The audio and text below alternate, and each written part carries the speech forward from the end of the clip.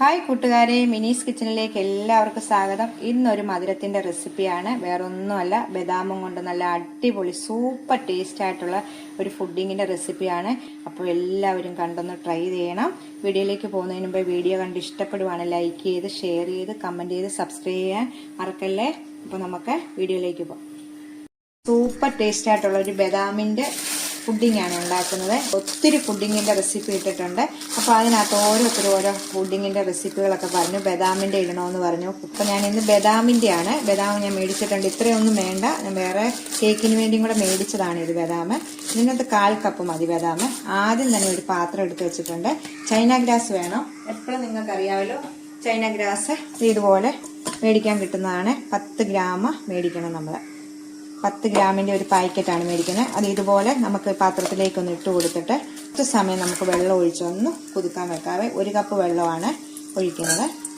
10 minute കഴിയുമ്പോൾ ഇതൊന്ന് നല്ലോണം ഒന്ന് അലിഞ്ഞു കിട്ടും. ഇതുപോലെ വെള്ളത്തിനകത്ത് ഇങ്ങനെ താത്ത് മാറ്റി വെക്കാം. നമുക്ക് 10 മിനിറ്റ് കഴിയുമ്പോൾ അത് നല്ലോണം അലിഞ്ഞ് വെള്ളമായിട്ട് ചേരും. അത് ഒരു പാത്രം എടുത്ത് വെച്ചിട്ടുണ്ട്. ഇതിപ്പയിലൊന്നും വെച്ചിട്ടില്ല. ആദ്യം ഞാൻ ഇതിലേക്ക് 1/2 കവർ പാലാണ് ഒഴിക്കുന്നത്. 1/2 ലിറ്റർ പാല് ഇതിലേക്ക് ഒഴിക്കാം.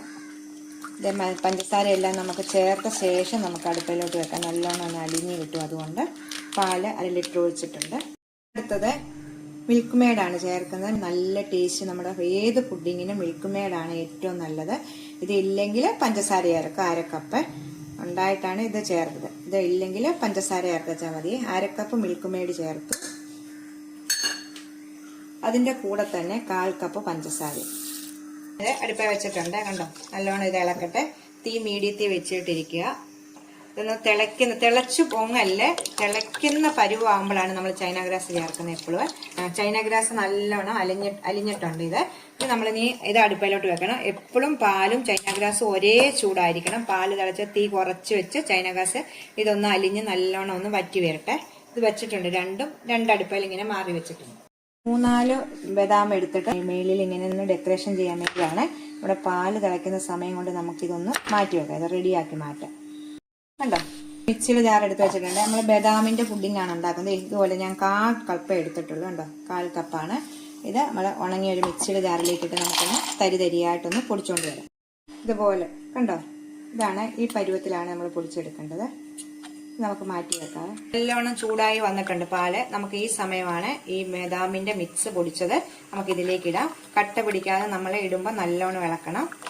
നല്ല നൈസായിട്ട് പൊടിച്ചെടുക്കണം. തരിതരി അല്ലാതെ പൊടിച്ചെടുക്കണേ. നമുക്ക് മൊത്തം ഇതിലേക്ക് ആഡ് ചെയ്യാം.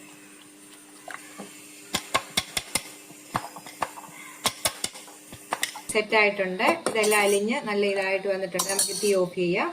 ചൈന ഗ്രാസിന്റെ തീ ഓഫ് ചെയ്യാം. കണ്ടോ, തിളച്ച് പൊങ്ങി വരാറായിട്ടുണ്ട്. ഈ സമയമാണ് നമ്മൾ ചൈന ഗ്രാസ് ഇതിലേക്ക് ഒഴിക്കുക. രണ്ടിന്റെയും ചൂട് ഒരേപോലെ. എപ്പോഴും എല്ലാ ഫുഡിങ്ങിന്റെ വീഡിയോക്കകത്ത് ഞാൻ പറയുന്നതാണ്. ഇപ്പം പാലിന്റെ തീ തീരെ കുറച്ച് വെച്ച ശേഷം വേണം നമ്മൾ ചൈന ഗ്രാസ് ഇതിലേക്ക് ഒഴിക്കാന്.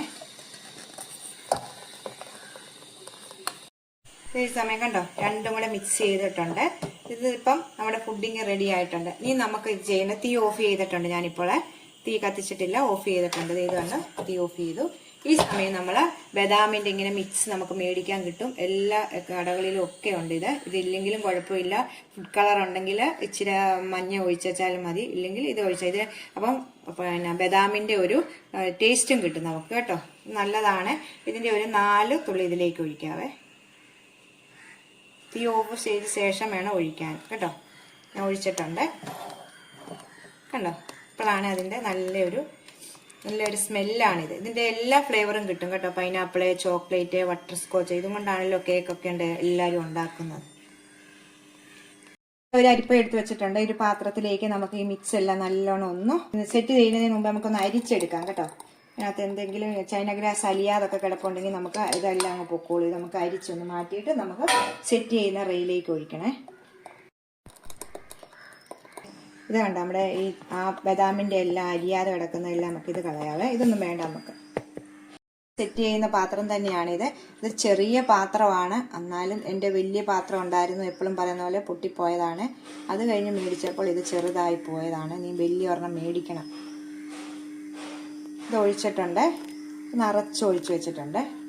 ഇതിപ്പോൾ നമ്മുടെ മേലിൽ എപ്പോഴും ഞാൻ പറയുന്നത് പോലെ തന്നെ ഇതിന്റെ മേളിൽ ഇതേ കണ്ട കുമ്പളകൾ എപ്പോഴും നമ്മൾ ഏത് ഫുഡിങ് നമ്മൾ ചെയ്തതെന്ന് പറഞ്ഞാലും ഈ കുമ്പളകൾ നമ്മൾ എടുത്ത് കളയണം. അല്ലെങ്കിൽ സെറ്റായി കഴിയുമ്പോഴത്തേക്ക് അത് അവിടെ ഇവിടെ ഇങ്ങനെ ഇതായിട്ട് കാണാൻ ഒരു ഭംഗിയില്ലാതെ കിട്ടും.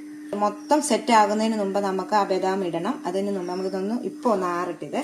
ഈ ബദാമിന്റെ ആണ് ഈ തരിതരിയായിട്ട് കണ്ടോ വെളിയിൽ ഇങ്ങനെ കിടക്കുന്നത്. ബദാമിന്റെ ആ തൊലിയുടെ ഒക്കെ ഇതാണ്. നല്ല ടേസ്റ്റ് ആയിട്ടുള്ള അടിപൊളി ഒരു ഇതാണ് ഫുഡിങ് ആണിത്. എന്ത് ഈസി ആയിട്ട് ഫുഡിങ് ചെയ്യാൻ പറ്റും. നിങ്ങൾ എല്ലാവരും ട്രൈ ചെയ്ത് നോക്കണം. നമുക്കിത് സെറ്റാക്കി വെച്ചിട്ട് ഞാനൊരു ഗ്ലാസ്സിലാണ് സെറ്റ് ചെയ്യുന്നത് കേട്ടോ. അത് ഇച്ചിരിയേ ഉള്ളു മിച്ചം. നമുക്ക് ഈ ഗ്ലാസ്സിലേക്ക് ഒന്ന് സെറ്റ് ചെയ്ത് വെക്കാവേ.